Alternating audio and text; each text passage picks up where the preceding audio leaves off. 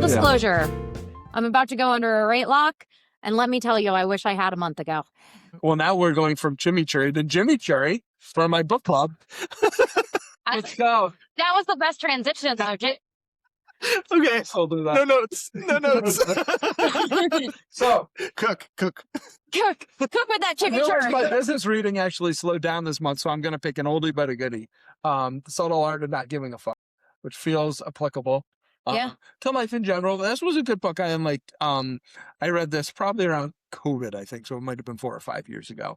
But one of the things that always stayed with me is they make the point like your life is defined by your problems, right? Mhm. And this isn't a great analogy, but in the book they say like, someone who just lost their job has money problems, and Warren Buffett has money problems, but Warren Buffett has better money problems, right?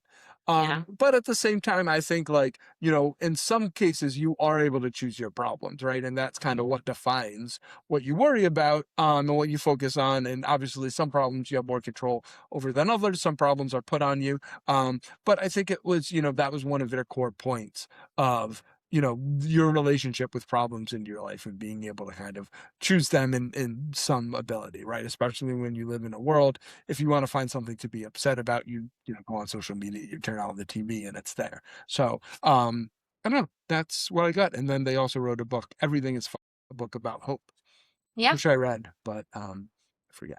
It reminds me a lot of, I haven't read this book, but The Let Them Theory by Mel Robbins. Yeah. I really like that book as well. And it's very much the concept of just like, let it happen, right? Yeah. Like you have to let, I think the big example she uses in the book is one of her like teenage sons is going to prom and it's like pouring rain. Yeah. And they try to go to a place that she knows they're going to have to like stand outside in the rain to get into for dinner. Yeah. And her husband's just like, it doesn't affect you.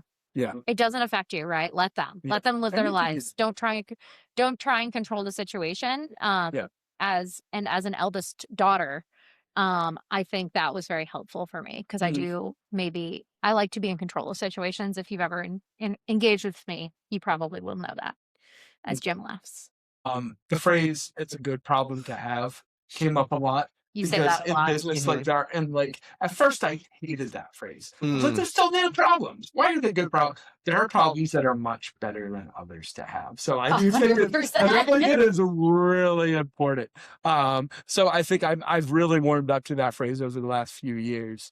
I'll even call things, so this is a champagne problem, right? Of like champagne problems are real now. So it's good. So I think it's important to kind of like name that and say, because there are problems that are better to have than others. There are things that are more solvable than some problems. Something that my dad has always instilled in me is if a problem can be solved only by using money, it's in a better class of problem than one that isn't. And right. And you think, this is getting a little deep, but you look at like problems that you have to deal with in life, and probably the tougher ones can't be solved by money, right? Like, are beyond that, right? And that's when I think things are, I want to recognize that, like, you can be put in situations that are beyond your control, but we do have a lot of control. And I think it's important to frame the type of problems that you're dealing with. So that was why I picked this 5 minutes before we recorded, because I didn't have a book for book club. So. All right. We're all about clarity here. So I was like, but I thought, I thought it was a good one to mention too, especially just given, I think it's important to remember sometimes is just that piece of like, it's going to happen. Yeah. Let them. Yeah. James/Alayna book club. Here we go. Just pretending like I can see you. There's a light right in front of your face. It's like therapizing Batman here. I was thinking about what Batman would go to therapy about. But what do you want to talk about today? Darkness? Bats? Thank you for choosing.